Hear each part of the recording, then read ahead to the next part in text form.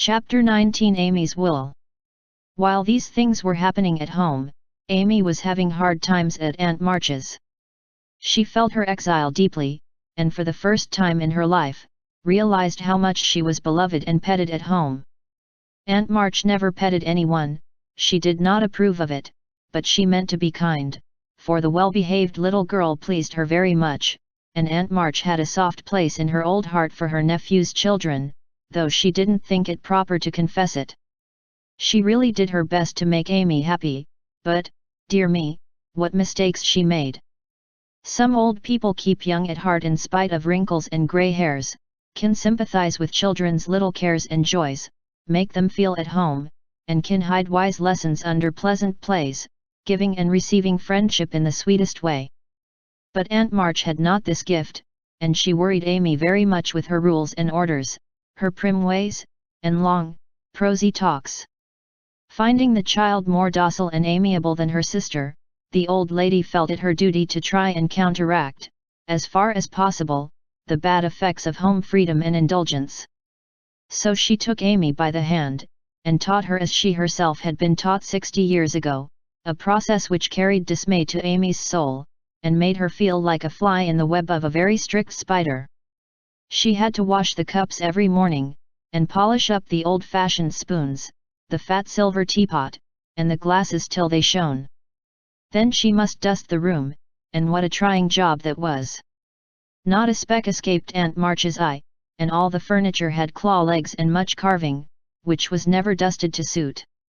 Then Polly had to be fed, the lap dog coomed, and a dozen trips upstairs and down to get things or deliver orders, for the old lady was very lame and seldom left her big chair. After these tiresome labors, she must do her lessons, which was a daily trial of every virtue she possessed. Then she was allowed 1 hour for exercise or play, and didn't she enjoy it? Laurie came every day, and wheedled Aunt March till Amy was allowed to go out with him, when they walked and rode and had capital times. After dinner, she had to read aloud, and sit still while the old lady slept, which she usually did for an hour, as she dropped off over the first page. Then patchwork or towels appeared, and Amy sewed with outward meekness and inward rebellion till dusk, when she was allowed to amuse herself as she liked till tea-time. The evenings were the worst of all, for Aunt March fell to telling long stories about her youth, which were so unutterably dull that Amy was always ready to go to bed, intending to cry over her hard fate, but usually going to sleep before she had squeezed out more than a tear or two. If it had not been for Laurie, and old Esther, the maid, she felt that she never could have got through that dreadful time.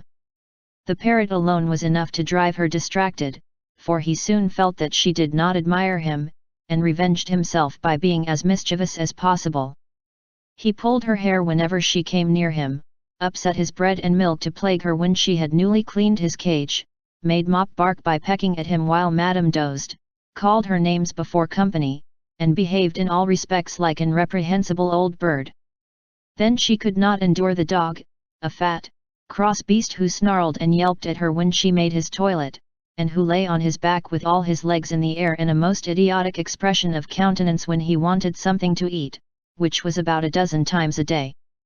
The cook was bad-tempered, the old coachman was deaf, and Esther the only one who ever took any notice of the young lady. Esther was a Frenchwoman, who had lived with Madame, as she called her mistress, for many years, and who rather tyrannized over the old lady, who could not get along without her. Her real name was Estelle, but Aunt March ordered her to change it, and she obeyed, on condition that she was never asked to change her religion. She took a fancy to Mademoiselle, and amused her very much with odd stories of her life in France, when Amy sat with her while she got up Madame's laces. She also allowed her to roam about the great house, and examine the curious and pretty things stored away in the big wardrobes and the ancient chests, for Aunt March hoarded like a magpie. Amy's chief delight was an Indian cabinet, full of queer drawers, little pigeonholes, and secret places, in which were kept all sorts of ornaments, some precious, some merely curious, all more or less antique. To examine and arrange these things gave Amy great satisfaction, especially the jewel cases, in which on velvet cushions reposed the ornaments which had adorned a belle 40 years ago. There was the garnet set which Aunt March wore when she came out, the pearls her father gave her on her wedding day, her lover's diamonds, the jet mourning rings and pins, the queer lockets, with portraits of dead friends and weeping willows made of hair inside, the baby bracelets her one little daughter had worn, Uncle March's big watch, with the red seal so many childish hands had played with, and in a box all by itself lay Aunt March's wedding ring, too small now for her fat finger, but put carefully away like the most precious jewel of them all. "Which would Mademoiselle choose if she had her will?" asked Esther, who always sat near to watch over and lock up the valuables. "I like the diamonds best, but there is no necklace among them, and I'm fond of necklaces, they are so becoming." "I should choose this if I might," replied Amy, looking with great admiration at a string of gold and ebony beads from which hung a heavy cross of the same. "I, too, covet that, but not as a necklace." "Ah, no. To me it is a rosary, and as such I should use it like a good Catholic," said Esther, eyeing the handsome thing wistfully. "Is it meant to use as you use the string of good-smelling wooden beads hanging over your glass?" asked Amy. "Truly, yes, to pray with. It would be pleasing to the saints if one used so fine a rosary as this, instead of wearing it as a vain bijou. You seem to take a great deal of comfort in your prayers, Esther, and always come down looking quiet and satisfied." "I wish I could. If Mademoiselle was a Catholic, she would find true comfort, but as that is not to be, it would be well if you went apart each day to meditate and pray, as did the good mistress whom I served before Madame. She had a little chapel, and in it found solacement for much trouble." "Would it be right for me to do so too?" asked Amy, who in her loneliness felt the need of help of some sort, and found that she was apt to forget her little book, now that Beth was not there to remind her of it. "It would be excellent and charming, and I shall gladly arrange the little dressing room for you if you like it.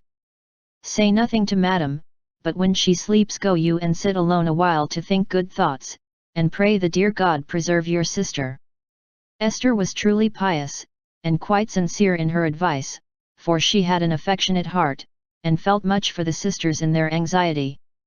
Amy liked the idea, and gave her leave to arrange the light closet next her room, hoping it would do her good. "I wish I knew where all these pretty things would go when Aunt March dies," she said, as she slowly replaced the shining rosary and shut the jewel cases one by one. "To you and your sisters." "I know it, Madame confides in me. I witnessed her will, and it is to be so," whispered Esther smiling. "How nice! But I wish she'd let us have them now." "Procrastination is not agreeable," observed Amy, taking a last look at the diamonds. "It is too soon yet for the young ladies to wear these things. The first one who is affianced will have the pearls, Madame has said it, and I have a fancy that the little turquoise ring will be given to you when you go, for Madame approves your good behavior and charming manners." "Do you think so? Oh, I'll be a lamb, if I can only have that lovely ring. It's ever so much prettier than Kitty Bryant's. I do like Aunt March after all." And Amy tried on the blue ring with a delighted face and a firm resolve to earn it. From that day she was a model of obedience, and the old lady complacently admired the success of her training. Esther fitted up the closet with a little table, placed a footstool before it, and over it a picture taken from one of the shut-up rooms. She thought it was of no great value, but, being appropriate, she borrowed it, well knowing that Madame would never know it, nor care if she did. It was, however, a very valuable copy of one of the famous pictures of the world, and Amy's beauty-loving eyes were never tired of looking up at the sweet face of the Divine Mother, while her tender thoughts of her own were busy at her heart.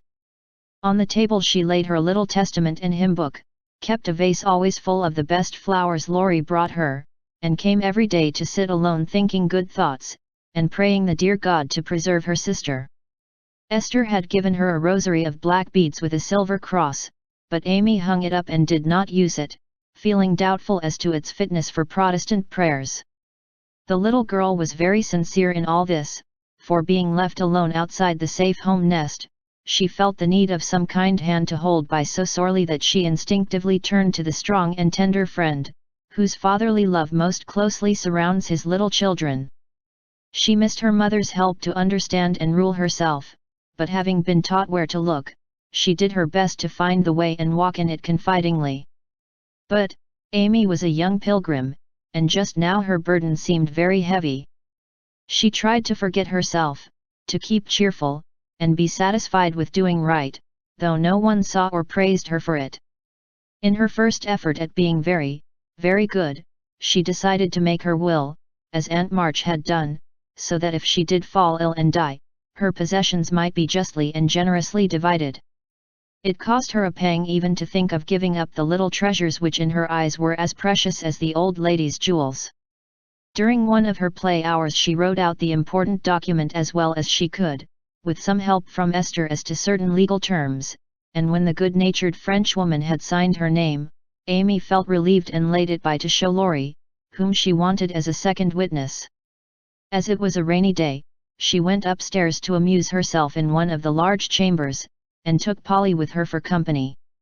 In this room there was a wardrobe full of old-fashioned costumes with which Esther allowed her to play, and it was her favorite amusement to array herself in the faded brocades, and parade up and down before the long mirror, making stately curtsies, and sweeping her train about with a rustle which delighted her ears. So busy was she on this day that she did not hear Laurie's ring nor see his face peeping in at her as she gravely promenaded to and fro, flirting her fan and tossing her head, on which she wore a great pink turban, contrasting oddly with her blue brocade dress and yellow quilted petticoat. She was obliged to walk carefully, for she had on high-heeled shoes, and, as Laurie told Joe afterward, it was a comical sight to see her mince along in her gay suit, with Polly sidling and bridling just behind her, imitating her as well as he could, and occasionally stopping to laugh or exclaim, "Ain't we fine? Get along, you fright! Hold your tongue! Kiss me, dear! Ha! Ha!" Having with difficulty restrained an explosion of merriment, lest it should offend Her Majesty, Laurie tapped and was graciously received. "Sit down and rest while I put these things away, then I want to consult you about a very serious matter," said Amy, when she had shown her splendor and driven Polly into a corner. "That bird is the trial of my life," she continued, removing the pink mountain from her head, while Laurie seated himself astride a chair. "Yesterday, when Aunt was asleep and I was trying to be as still as a mouse, Polly began to squall and flap about in his cage, so I went to let him out, and found a big spider there. I poked it out, and it ran under the bookcase. Polly marched straight after it, stooped down and peeped under the bookcase, saying, in his funny way, with the cock of his eye, 'Come out and take a walk, my dear.' I couldn't help laughing, which made Pole swear, and Aunt woke up and scolded us both." "Did the spider accept the old fellow's invitation?" asked Laurie, yawning. "Yes, out it came, and away ran Polly, frightened to death, and scrambled up on Aunt's chair, calling out, 'Catch her! Catch her! Catch her!' as I chased the spider." "That's a lie." "Oh, Lor!" cried the parrot, pecking at Laurie's toes. "I'd wring your neck if you were mine, you old torment," cried Laurie, shaking his fist at the bird, who put his head on one side and gravely croaked, "Ally liar! Bless your buttons, dear." "Now I'm ready," said Amy, shutting the wardrobe and taking a piece of paper out of her pocket. "I want you to read that, please, and tell me if it is legal and right. I felt I ought to do it, for life is uncertain and I don't want any ill feeling over my tomb." Laurie bit his lips, and turning a little from the pensive speaker, read the following document, with praiseworthy gravity, considering the spelling. "My last will and testament.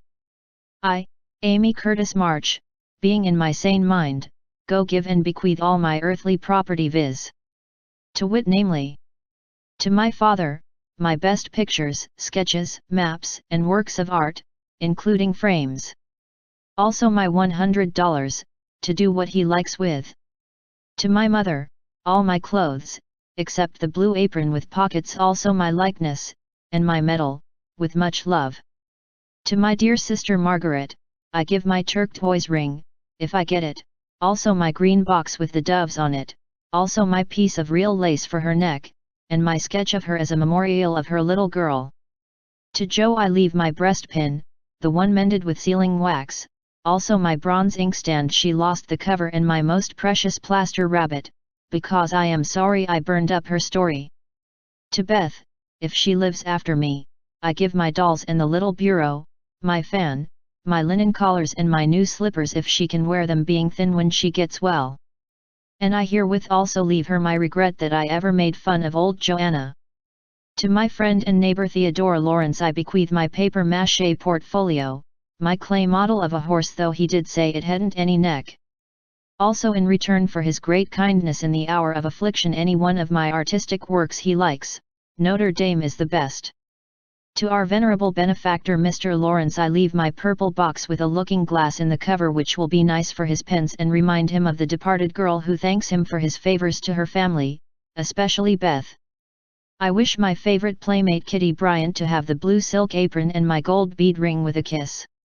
To Hannah I give the bandbox she wanted and all the patchwork I leave hoping she will remember me, when at UC. And now having disposed of my most valuable property I hope all will be satisfied and not blame the dead.